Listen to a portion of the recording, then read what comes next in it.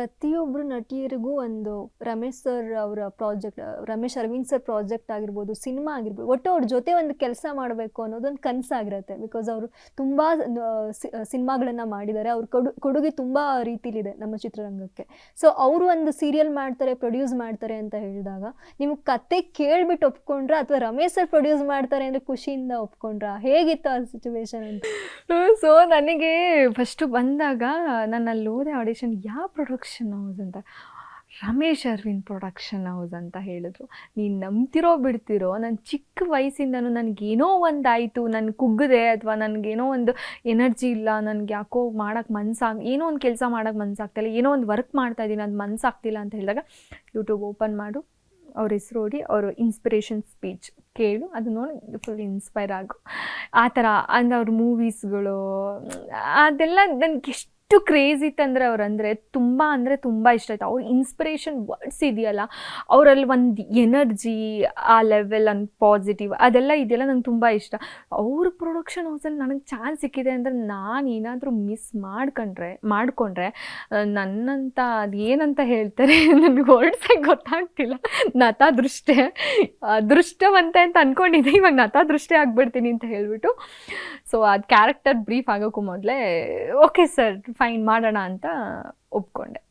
Okay, ಒಂದು ಸತಿ sir ಕೂಡ ಸೆಟ್ಟಿಗೆ ಬಂದಿದ್ರು, ನಿಮ್ಮ ಸೆಟ್ಟಿಗೆ ಬಂದು ಮೋಟಿವೇಟ್ ಮಾಡಿದ್ದು ನಾವು ನೋಡಿದ್ವಿ, ನೀವು ಶೇರ್ ಮಾಡಿದ್ರ ಸೋಷಿಯಲ್ ಮೀಡಿಯಾದಲ್ಲಿ. ಏನು ನಿಮಗೆ ಅವರು ಸಲಹೆ ಕೊಟ್ಟಿದ್ದು ಅಂದರೆ ಆ ಟೈಮಲ್ಲಿ? ಆ ದಿನ ಜಾನ್ 2 ಅಂತ ಅನ್ಕೊತೀನಿ, ಐ ಥಿಂಕ್. ಹಾಂ, ನನ್ನ ಹೊಸ ವರ್ಷ ನಂದೇನಿದೆ, ಜಾನ್ 1 ನಾನು ಶೂಟಿಂಗ್ ಹೋದೆ, ಜಾನ್ 2 ಸರ್ನ ಮೀಟ್ ಮಾಡಿದೆ. ಹೇಗಿತ್ತಂದರೆ ನಾನು ಹೊಸ ವರ್ಷ ಅಂಥ ದೊಡ್ಡ ವ್ಯಕ್ತಿ ಹತ್ರ ಆಶೀರ್ವಾದ ಸಿಕ್ತು ನನಗೆ. It's my dream. ನಾನು ನೋಡ್ಬೇಕನ್ನೋದು ನನಗೆ ಇಷ್ಟ ಆಸೆ, ನನಗದು ಮೈಂಡಲ್ಲಿತ್ತು, ಕನಸಿತ್ತು. ಅವರೇ ಸಿಕ್ಕಿದ್ರು, ಅವ್ರನ್ನ ಮೀಟ್ ಮಾಡೋ ಆಪರ್ಚುನಿಟಿ ಸಿಕ್ತು. So I am waiting. ನಾನು ಅವತ್ತು ಆ್ಯಕ್ಚುಲಿ ನನಗೆ ಸರ್ ಬರ್ತಾರೆ ಅಂತ ಗೊತ್ತಿರಲಿಲ್ಲ, ರಮೇಶ್ ಸರ್ ಅಂತ ಹೇಳಿದ್ರು ಮೀಟ್ ಆಗ್ತಾರೆ ಅಂತ. ನಾನು ಮಂಡ್ಯ ರಮೇಶ್ ಸರ್ ಜೊತೆ ನಮ್ದೆಲ್ಲರೂ ಮೀಟಿಂಗ್ ಇರುತ್ತೆ ಅಂತ ಅಂದ್ಕೊಂಡ್ಬಿಟ್ಟಿದ್ದೀನಿ. ನಾನು ಅಲ್ಲಿಗೆ ಹೋಗ್ತೀನಿ, ರಮೇಶ್ ಸರ್ ಬಂದರು. ಲಿಟ್ರಲಿ ನನಗೆ ಹೇಗಾಯಿತು ಅಂದರೆ, 1 second I am totally blank. ಹಿಂಗೆ ತೊಗೊಂಡು ಕನಸ ಅಥವಾ ಏನಾಗಿದೆ ನನಗೆ ಅನ್ನೋ ಥರ ಇತ್ತು ನನ್ನ ರಿಯಾಕ್ಷನು. ಸೊ ಫುಲ್ಲು ನರ್ವಸ್ ಆಗ್ತಿತ್ತು. ಬಟ್ ಅವ್ರಿಗೆ ಎಷ್ಟು ಅಂತ ಹೇಳಿದ್ರೆ, ಒಂದು ಚಿಕ್ಕ ಮಕ್ಕಳು ಮಾತಾಡ್ಸ್ತಾರಲ್ಲ ಫ್ರೆಂಡ್ಲಿ ಆಗಿ, ತುಂಬ ಚೆನ್ನಾಗಿ ಫ್ರೆಂಡ್ಲಿ ನೇಚರ್, ತುಂಬ ಚೆನ್ನಾಗಿ ಮಾತಾಡ್ಸಿದ್ರು.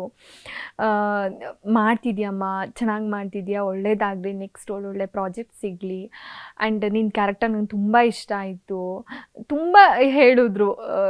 ಸೊ ನಾನು ಆ್ಯಕ್ಚುಲಿ ಅವ್ರು ಹೇಳ್ತಿದ್ರೆ ಅವ್ರ ಮಾತುಗಳಿಗಿಂತ ಅವ್ರನ್ನೇನು ನೋಡ್ಕೊಂಡು ಕುಂತಿದ್ದೆ.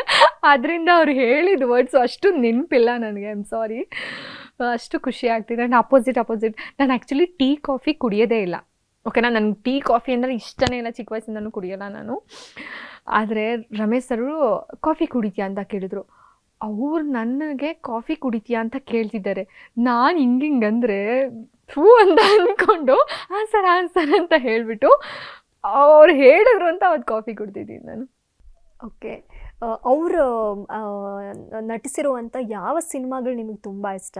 ಅಂದರೆ ಕೆಲವೊಂದು ಸಿನಿಮಾಗಳು ನಮ್ಮನ್ನು ತುಂಬ ಕಾಡ್ತಾ ಇರುತ್ತೆ, ಸೊ ಅಂಥ ಸಿನಿಮಾಗಳು. ಫೇವ್ರೆಟ್ ಸಾಂಗ್ ಒಂದಿದೆ, ಅದು ನೆನಪಾಗ್ತಿಲ್ಲ. ಅವ್ರು ಮಾಡಿರೋ ಪ್ರತಿಯೊಂದು ಮೂವೀಸು ನನಗೆ ತುಂಬ ಇಷ್ಟ.